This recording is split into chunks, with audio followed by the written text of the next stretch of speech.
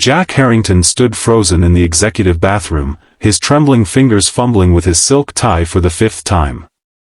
The board meeting started in 10 minutes, and the acquisition proposal he'd spent months preparing hung in the balance.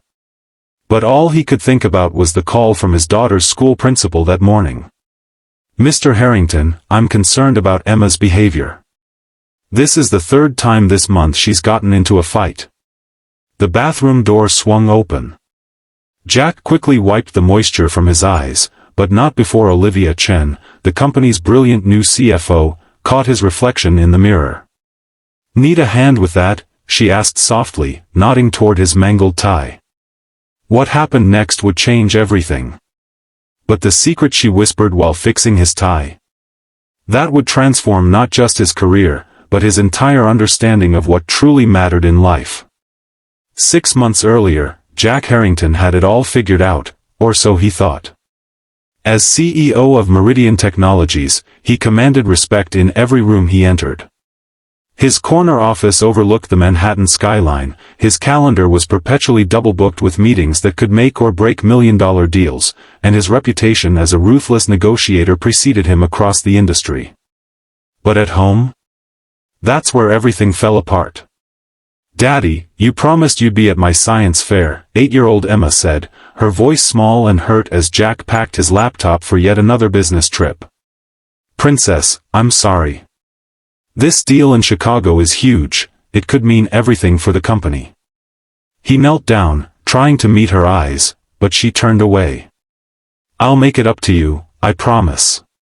"That's what you always say," she mumbled, clutching the project they'd barely worked on together, a solar system model with planets hanging precariously from bent wire hangers. Jack's heart twisted. Since losing his wife Claire to cancer 2 years ago, he'd thrown himself into work, telling himself it was for Emma's future. But the truth was, work was easier than facing the empty space Claire had left behind. Easier than figuring out how to be both mother and father to a grieving little girl. His housekeeper Mrs. Patel appeared in the doorway. "The car is here, Mr. Harrington." "Thanks, Mrs. P." He kissed the top of Emma's head. "Be good for Mrs. Patel, okay? I'll call tonight before bedtime." Emma didn't answer, just hugged her stuffed elephant tighter, the last birthday gift from her mother. As his driver navigated through morning traffic, Jack stared at his phone, scrolling through emails. The Chicago acquisition was crucial. Meridian needed to expand its tech portfolio, and Nexus Innovations had the patents they needed. The board was breathing down his neck, and rumors of a hostile takeover attempt had been swirling for weeks. What Jack didn't know was that his carefully constructed professional facade was about to collide with the reality he'd been avoiding at home, and the person who would witness it all was already waiting in his office. "Mr. Harrington, this is Olivia Chen, our new CFO," his assistant announced as Jack rushed in, already late for his first meeting. The woman who rose from the visitor's chair wasn't what Jack expected. The board had hired her from a competitor, citing her financial genius, but they'd failed to mention her quiet confidence or the keen intelligence in her eyes that seemed to see right through his professional veneer. "Ms. Chen. Welcome to Meridian." He extended his hand, noticing her firm grip. "I apologize for the rushed introduction. The Nexus deal is exactly why I'm here," she finished. "I've reviewed the financials. We need to talk before you leave for Chicago." Something in her tone made him pause. "Problem?" "Several, actually." She opened a folder. "The numbers don't add up. Nexus is hiding something." Jack checked his watch. "Walk with me to the conference room. You have 5 minutes to convince me." As they strode through the office, Olivia methodically dismantled the acquisition proposal he'd spent months crafting. Her analysis was razor-sharp, exposing vulnerabilities he'd overlooked in his rush to close the deal. "If we proceed as planned, we'll be inheriting a potential class action lawsuit in technology that's already being rendered obsolete by their competitors," she concluded as they reached the conference room doors. Jack stopped short. "Why didn't our team catch this? Sometimes we see what we want to see, she said simply. Especially when we're distracted. Their eyes met, and for a moment, Jack felt uncomfortably exposed. Did she somehow know about his struggles at home? About the parent-teacher conferences he'd missed, or the nights he'd fallen asleep at his desk instead of reading Emma her bedtime story? The board meeting is in 3 days, he said finally. Find me a solution by then. What Jack couldn't have known was that Olivia Chen had her own reasons for understanding his situation better than anyone else at Meridian. And the solution she would find would extend far beyond the company's balance sheet. The next morning, Jack arrived at the office earlier than usual, determined to get ahead of the Nexus disaster. To his surprise, light already spilled from under his office door. Olivia sat at the conference table, surrounded by spreadsheets and financial reports. Her blazer was draped over a chair, her sleeves rolled up, and an empty coffee cup suggested she'd been there for hours. "Did you go home at all?" he asked. She looked up, tucking a strand of hair behind her ear. "I had an idea around midnight. Thought I'd follow it through." For the next hour, she walked him through an alternative strategy, one that would give Meridian the technology they needed without the liability of acquiring Nexus outright. "It's brilliant," Jack admitted. "But the board wants this acquisition. They've been pushing for it for months." "Because they don't have all the information," Olivia countered. "Give me a chance to present this at the board meeting." Jack hesitated. Changing course now would be risky. The board already questioned his leadership since Claire's death, suggesting his personal situation might be affecting his judgment. His phone buzzed with a text from Mrs. Patel. Emma refused breakfast again. Said her stomach hurts. School nurse called yesterday too, same complaint. Jack's chest tightened. Emma had been having these stomach aches more frequently, always on school days, always when he was busiest. "Mr. Harrington?" Olivia's voice pulled him back. "Are you all right?" "Fine," he said automatically, pocketing his phone. "Just, the board meeting. We need to be prepared." But as he turned to leave, Olivia spoke again, her voice softer. "You know, my father was a CEO too." Jack paused. "After my mother left, he buried himself in work. Thought if he could just be successful enough, it would make up for everything else." She gathered her papers, not meeting his eyes. It didn't. The simple statement hit Jack like a physical blow. Before he could respond, his assistant appeared at the door. "Mr. Harrington, the school is on line 1. Something about Emma." The principal's office was painfully quiet as Jack sat beside Emma, whose tear-streaked face was fixed stubbornly on the floor. "This is the second incident this month, Mr. Harrington," Principal Winters said. Emma pushed another student off the swing set. When asked why, she refused to explain. Jack glanced at his daughter, her small shoulders hunched defensively. "Emma, honey, what happened?" "Nothing," she mumbled. "The other child called her orphan girl," the principal supplied quietly. "Apparently it's been going on for some time." Jack felt like he'd been punched in the gut. "Why didn't you tell me, Em?" Emma's chin trembled. "You're always busy. And anyway, you don't understand." "I understand that you're hurting." "No, you don't." Emma burst out. "You don't cry about mommy anymore. You don't even talk about her. It's like you forgot her." The accusation hung in the air between them. Jack struggled to find words, aware of the principal's sympathetic but evaluating gaze. "Emma will need to stay home for the rest of the week," Principal Winters said gently. "Perhaps you could use the time to reconnect." Jack nodded numbly, his mind already racing through the impossibility of managing the board meeting, the Nexus deal, and now this suspension. As they walked to the car, Emma's small hand cold in his phone buzzed repeatedly with messages from the office. One from Olivia caught his eye. "Don't worry about the presentation. I've got it covered. Take care of what matters." For the first time in months, Jack turned his phone off completely. The next 3 days were the hardest Jack had faced since Claire's death. Without work to distract him, he was forced to confront the reality of his relationship with Emma, and it was worse than he'd allowed himself to see. His daughter had become a stranger to him. She'd developed interests he knew nothing about, made friends he'd never met, and carried a grief he'd been too afraid to acknowledge, much less help her process. On the morning of the board meeting, Jack stood in his closet, staring at his suits. Emma appeared in the doorway, watching him silently.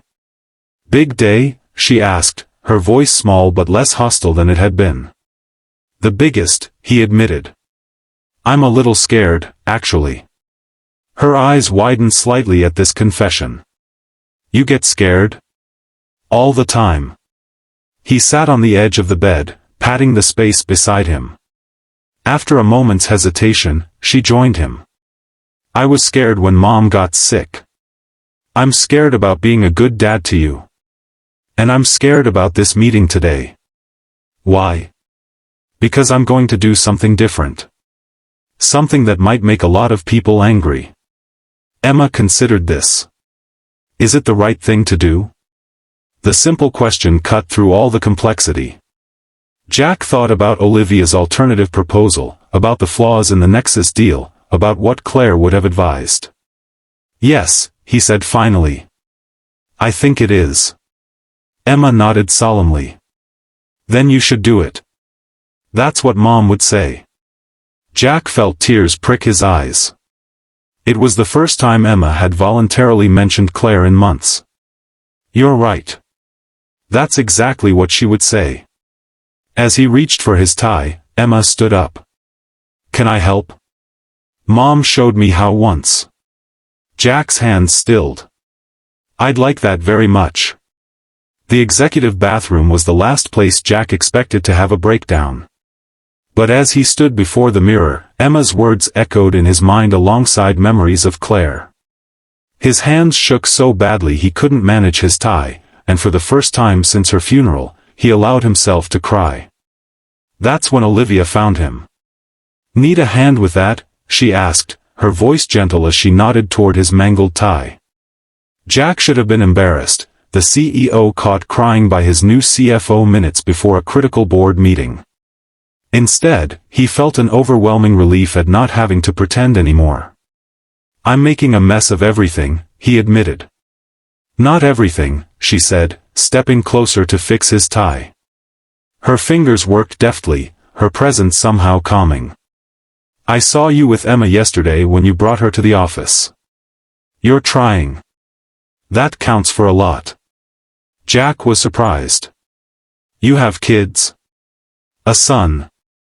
He's with his father this week." Something in her expression shifted. "It's why I understood your situation right away. Single parent, demanding career, trying to do it all perfectly and feeling like you're failing at everything." As she straightened his collar, she leaned in slightly and whispered, "The secret is that there is no secret. We're all just doing our best. But sometimes our best means admitting we need help, at work and at home." The simple truth of her words washed over him. For 2 years, he'd been trying to be the perfect CEO and the perfect father, refusing to acknowledge that he was drowning. "The board is waiting," she said, stepping back. "Are you ready?" Jack took a deep breath. "For the first time in a long time, I think I am." The board meeting didn't go as anyone expected. Instead of pushing through the Nexus acquisition, Jack presented Olivia's alternative strategy. When challenged, he didn't retreat into corporate jargon or defensive posturing. Instead, he spoke with a new authenticity. "I've been making decisions from a place of fear," he told the stunned board members. "Fear of failure, fear of change, fear of admitting I don't have all the answers. That stops today." He outlined the flaws in the Nexus deal and the strengths of Olivia's approach. When the questions turned hostile, she stepped in with precise financial projections that gradually won over even the most skeptical directors. By meeting's end, they had unanimous approval for the new direction, and something else Jack hadn't anticipated: respect.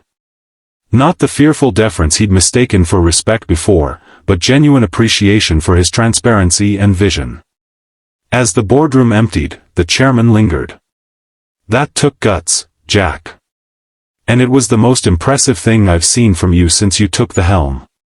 "I had help," Jack said, glancing at Olivia, who was gathering her materials. "Good. The best leaders know when to rely on their team." The chairman paused. "And Jack? Take some time off.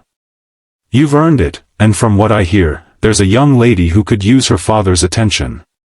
6 months later, Jack stood in his kitchen making pancakes while Emma chatted about her upcoming science fair project, a working model of a wind turbine she was building with her friend Zoe. "And Ms. Chen said she'd help us with the calculations for the blade angles," Emma added, carefully measuring flour. "Did she now?" Jack smiled, thinking of how naturally Olivia had become part of their lives. What had begun as professional respect had gradually evolved into friendship, and recently, something more. The doorbell rang, and Emma raced to answer it. "She's here." Olivia entered with her 10-year-old son Tyler, who immediately began showing Emma something on his tablet, designs for her wind turbine, from the excited conversation. "Morning," Olivia said, accepting the coffee Jack offered. "Ready for the big hike?" "As ready as a desk jockey can be," he laughed. "Though Emma has been training me. Apparently, I was embarrassingly out of shape." "Kids. So diplomatic." Olivia's smile warmed him in ways he'd forgotten were possible. Later, as they reached the summit lookout, the kids ran ahead to explore while Jack and Olivia paused to take in the view. "I never thanked you properly," he said suddenly. "For what?" "For that day. In the bathroom before the board meeting. What you said, it changed everything." Olivia's hand found his. "You did the hard part. You were brave enough to change." Jack thought about the journey of the past 6 months, the family therapy sessions, the boundaries he'd set at work, the weekends now sacred for Emma, the gradual healing they'd both embraced. "I couldn't have done it without you," he said softly. "Sure you could have," she countered. "But I'm glad you didn't have to." As Emma and Tyler called for them to come see something amazing they discovered, Jack felt a completeness he'd thought was lost forever. Not because his life was perfect, it wasn't, but because he'd finally learned to embrace its beautiful imperfection. "Come on," Olivia tugged his hand. "They're waiting for us." And together, they stepped forward into the future neither had imagined possible just 6 months before. If this story touched your heart, please hit that like button and subscribe to our channel for more stories that remind us what truly matters in life. We'd love to know where you're watching from. Drop your country in the comments below.